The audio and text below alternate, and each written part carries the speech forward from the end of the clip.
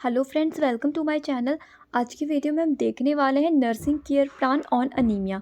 Anaemia का जो NCP है वो कैसे बनाया जाता है।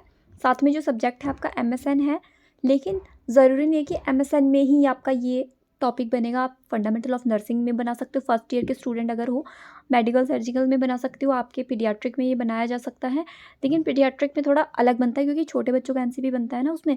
और आप गायनेकोलॉजी में भी ये बना सकते हो, ठीक है। बट फंडामेंटल ऑफ नर्सिंग और मेडिकल सर्जिकल नर्सिंग में बिल्कुल आराम से बन जाएगा ये। कम्युनिटी हेल्थ नर्सिंग के लिए भी ये सही है। चलिए अब एनसीपी देखते हैं। तो इसमें एनसीपी में सबसे पहले जो इसमें है, जैसे कि स्टूडेंट्स जिसने भी एनसीपी बनाया है काफ़ी अच्छा बनाया है। सबसे पहले अपना डाटा लिखा है, यानी कि स्टूडेंट डाटा, अपने इंस्टीट्यूशन का नाम लिखा है और सब कुछ लिखा है कि कौन सी क्लास है, कौन सा पेशेंट का वार्ड था जहाँ पे उनकी पोस्टिंग लगी हुई है और कौन सी तारीख को ये बना हुआ है। बस ये लिखा हुआ है। फिर यहाँ पर as you all know very well कि सबसे पहले हम लोग ज़्यादातर क्या लिखते हैं, आइडेंटिफिकेशन डाटा लिखते हैं।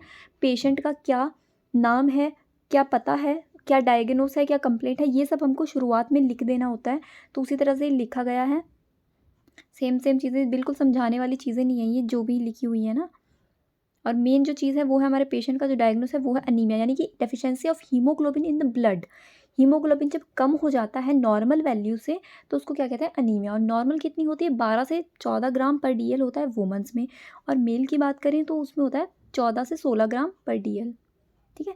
और उसी तरह से फिर ये अगर कम हो जाए, जैसे कि 10 से कम हो गया फिर अनीमिया मान लेते हैं इसको। 9 से कम हो जाए, जैसे कि 9-10 से कम हो गया तो अनीमिया है। फिर उससे भी कम हो गया, 7 से भी कम हो गया, फिर वो तो सीवियर अनीमिया की कंडीशन में चला जाएगा। हिस्ट्री बतानी है पेशेंट की, प्रेजेंट में उन्हें क्या दिक्कत है, किस वजह से वो हॉस्पिटल में एडमिट हुए हैं, ठीक है।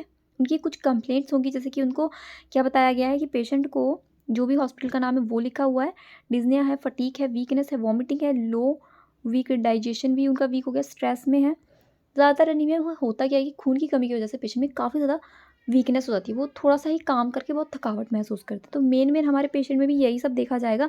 ये आप लिख सकते हो, अपने आप भी लिख सकते हो और आपके पेशेंट जो कंप्लेंट करते हैं वो भी आप लिख सकते हो। क्योंकि आपको एनीमिया का पेशेंट मिला होगा ना, मिला होगा या आपको आपके टीचर ने ये टॉपिक दिया होगा।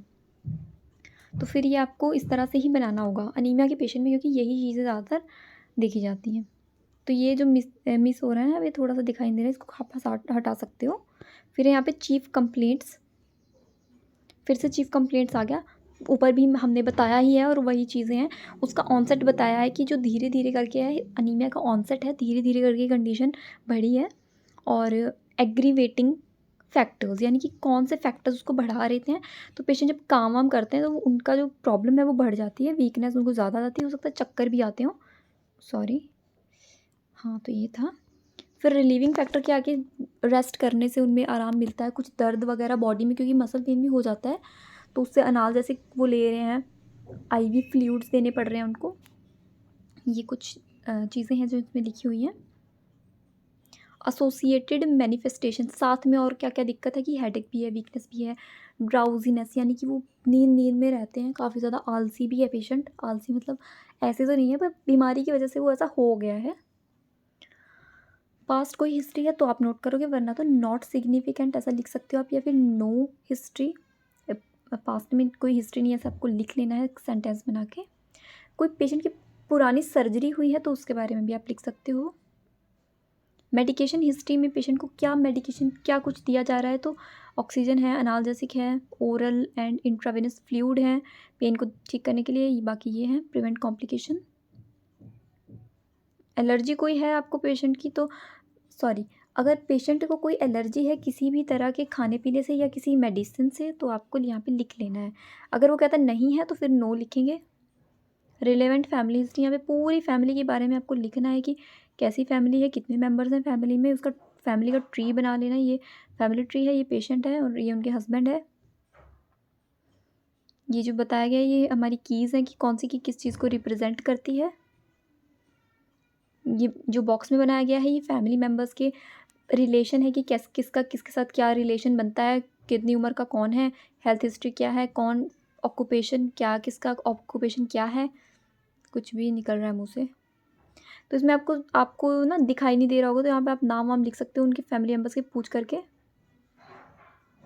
उसके बाद है फैमिली हिस्ट्री ऑफ इलनेस, कि भाई उनको फैमिली में किसी भी मेंबर को कोई प्रॉब्लम तो नहीं है, कोई बीमारी तो नहीं है, कोई कम्युनिकेबल डिजीज़ या मेटाबॉलिक डिजीज़ या कोई जेनेटिक प्रॉब्लम, इस तरह का आपको हिस्ट्री कलेक्ट करनी है और वो नोट करनी है। ये मतलब वो है इसका। तो आप इसमें बाकी तो ज़्यादातर तो ये ऐसे लिखते हैं कि no history of TB, diabetes mellitus, hypertension, इस तरह से इसमें लिखेंगे। इसमें थोड़ा एक्स्ट्रा लिखा गया है तो आप इसको हटा भी सकते हो, इतना लंबा चौड़ा लिखने की ज़रूरत नहीं है, ठीक है। इसमें काफ़ी एक्स्ट्रा अच्छे से बनाया गया है, वैसे तो ये जो बच्चे ने बनाया है अच्छे से बनाया है, लेकिन आप इसको हटा सकते हो शॉर्ट करने के लिए। पूरा लिखना है तो आप पूरा भी लिख सकते हो। फिर एक कॉग्निटिव रिस्पॉन्स है कि पेशेंट से आपने बातचीत करी तो उनका कॉग्निटिव का क्या रिस्पॉन्स हुआ, यानी कि कॉग्निशन यानी कि इंटेलिजेंस से रिलेटेड कुछ बातें, बौद्धिक किसको कहते हैं।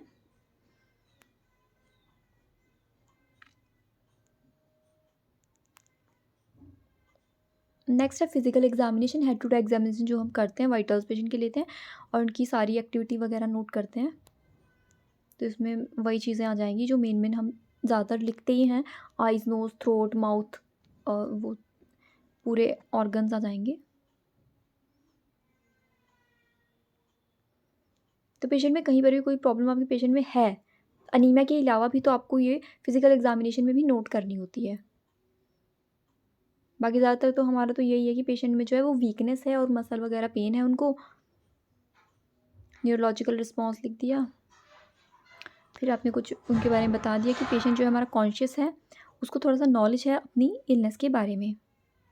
यहाँ पे आ जाता है लैब इन्वेस्टिगेशन। तो लैब इन्वेस्टिगेशन में आप देख सकते हो कि पेशेंट का जो एचबी लेवल है, यानी कि हीमोग्लोबिन का लेवल है, वो कितना कम है, कितना ज़्यादा कम है, डिक्रीज़ है,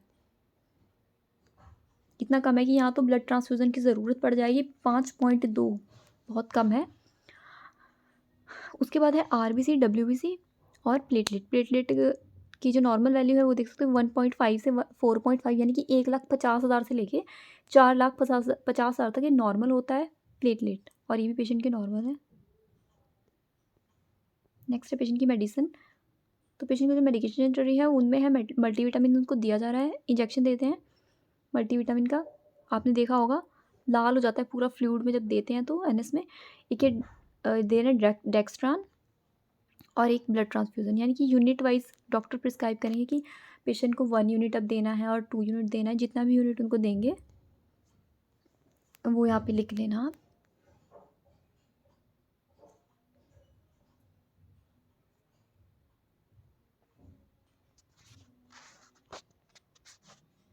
नर्सिंग डायग्नोसिस देखिए, difficulty in breathing related to low Hb as evidence by checking blood count. क्या होता है कि पेशेंट का जो मेन रहता है इसमें as evidence by low blood Hb, हाँ ठीक है। तो पेशेंट का हीमोग्लोबिन जब कम हो जाता है और पेशेंट जो अनीमिक होता है उनमें ब्रीथिंग की प्रॉब्लम देखी जाती है, उनको सांस की थोड़ी दिक्कत होती है, सांस फूलने लगता है, ये प्रॉब्लम उनमें हो जाती है। तो एक डायग्नोस आपका पहला डायग्नोस ये बन गया। फिर एक डिस्टर्ब स्लीपिंग पैटर्न का एक डायग्नोस बन गया related to disease condition as evidence by redness है, ये यहाँ पे ठीक करना है, रेडनेस ऑफ आइज। आपने पेशेंट को ऑब्जर्व किया, देखा कि आँखें लाल हो रही है, और क्यों हो रही है, क्योंकि उनका स्लीप पैटर्न जो है डिस्टर्ब हो चुका है।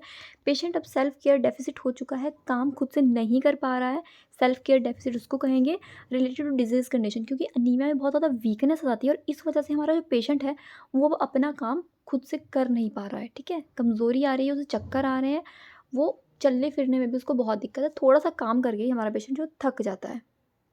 एज एविडेंस बाय ऑब्जर्वेशन, ये भी हमने ऑब्जर्व कर लिया पेशेंट को। फिर है वीकनेस, तो है ही, जनरल वीकनेस लिख लो या वीकनेस लिख लो related to low HB. HB कम है इसलिए उसको वीकनेस से संबंधित सारी प्रॉब्लम्स आ गई हैं। इन्फेक्शन का भी रिस्क है क्योंकि पेशेंट अब एडमिट है हॉस्पिटल में और उसको हॉस्पिटल से जो नोजोकोमियल इन्फेक्शन होता है वो लगने के चांसेस हैं, ठीक है। और पेशेंट से उसको इन्फेक्शन अब लग सकता है, साथ में उसकी अब एचबी भी कम हो गया, हो सकता है पेशेंट की इम्यून सिस्टम भी अब कमज़ोर पड़ रहा हो और इम्यूनिटी कम होने की वजह से भी उसका इन्फेक्शन का रिस्क बढ़ जाए, ये भी आप इसमें ऐड कर सकते हो। न्यूट्रिशन पैटर्न भी डिस्टर्ब हो चुका है पेशेंट का related to body requirement as evidence by weight loss. Anaemic है पेशेंट, ठीक है, और साथ में उसको हो सकता है एनोरेक्सिया जैसी प्रॉब्लम भी हो रही हो, और फिर उसका वज़न भी कम हो रहा है।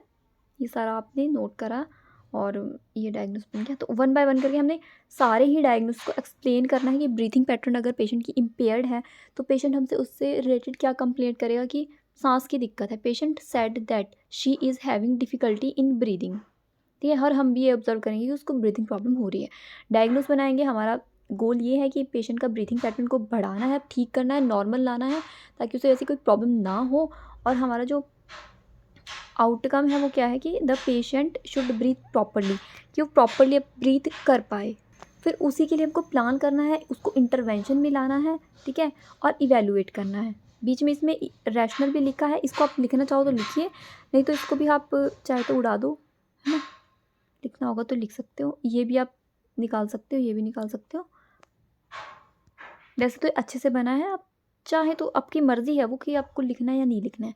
रैशनल का क्या मतलब होता है कि कोई भी हम प्लान कर रहे हैं या इंटरवेंशन काम में ले रहे हैं ना, जो जैसे कि ये हमारी इंटरवेंशन है, तो इसका रैशनल यानी कि इसका मतलब क्या है, कि इस चीज़ को करने का मतलब क्या हुआ है, ये इसका मतलब होता है। फिर ये जो नेक्स्ट देख रहे हो आप, डिस्टर्ब स्लीपिंग पैटर्न का डायग्नोसिस है, उसी तरह से एक्सप्लेन करना है। स्लीप पैटर्न को पेशेंट को इम्प्रूव करना है, उसके लिए कुछ आप कर सकते हो तो आपको करना है, जैसे कि कंफर्ट पोजीशन देनी है उसको। रात को जब नींद के लिए क्या करते हैं, शोर नहीं होना चाहिए, अंधेरा करना है तो उसको अच्छे से नींद आएगी। कोशिश करनी है पेशेंट को बोलना कि आप दिन में मत सो अगर आपको रात को नींद नहीं आती है। उसको मिल्क ऑफ़र कर सकते हैं रात को, ऐसा भी आप लिख सकते हो उसमें। कुछ मैं आपको पॉइंट्स ऐड करा रही हूँ, वो भी आप लिख सकते हैं। और नींद के लिए क्या कर सकते हैं, पेशेंट को बोल सकते हैं कि रात को जैसे कि नींद नहीं आ रही तो थोड़ा-सा आप कुछ रीड कर लो, बुक पढ़ लो, मैगज़ीन पढ़ लो। बुक से क्या होता है कि किताब खोलते ही नींद आ जाती है, सब बच्चों को पता ही होता है ये तो उसको भी पढ़ने को बोल देना कि भई तुम भी पढ़ लो और सो जाओ। एक डायग्नोसिस ये हो गया आपका, एक हो गया डिस्टर्ब्स न्यूट्रिशन पैटर्न। तो उनका जो न्यूट्रिशन पैटर्न जो है वो गड़बड़ा चुका है, उसके लिए क्या कर सकते हैं हम लोग, उसको बस एनकरेज ही करना है और खाना जो है वो थोड़ी-थोड़ी देर में देना है। फ्रीक्वेंट मील उसको देना है। थोड़ा-थोड़ा ही दो बट कुछ-कुछ टाइम बाद दे दो, ताकि उसकी न्यूट्रिशनल रिक्वायरमेंट जो है वो पूरी होती रहें, उसमें कोई कमी ना हो। इसमें भी जर्नल है। और जो उसकी डाइट है, हाँ, उसमें आयरन होना चाहिए ताकि उसका एचबी जो है वो थोड़ा बढ़ जाए। आयरन किस-किस में होता है, जैसे कि हरी सब्जियाँ होती हैं उनमें भी होगा, और आपका जो गुड़ होता है जैगरी, उसमें होता है। तो ऐसा खाना उसको देना है। फिर हम हेल्थ एजुकेशन देंगे उसके फैमिली मेंबर्स को भी और पेशेंट को भी, कि वो अपनी कंडीशन में सुधार के लिए, इम्प्रूवमेंट के लिए क्या-क्या कुछ कर सकते हैं। तो एक जो अच्छा हेल्दी लाइफ़स्टाइल होता है वो मेंटेन करने के लिए उनको समझाना है। सो ये सब कुछ है इसमें। इसमें आप अपने आप भी ऐड कर सकते हो, ठीक है, कि हेल्दी डाइट के लिए बोल देना है, एक्सरसाइज के लिए प्रॉपर मेडिकेशन लेना है। और ये है बिब्लियोग्राफी, जो भी बुक फॉलो की गई है वो उसकी बिब्लियोग्राफी है। कौन से सब्जेक्ट में बन सकता है, community health nursing, fundamental of nursing, medical surgical nursing. इसमें आपका अनीमिया का एनसीपी आराम से बन सकता है। दोस्तों वीडियो आपको पसंद आई हो तो प्लीज़ मुझे कमेंट करके ज़रूर बताना, ठीक है। और थैंक यू।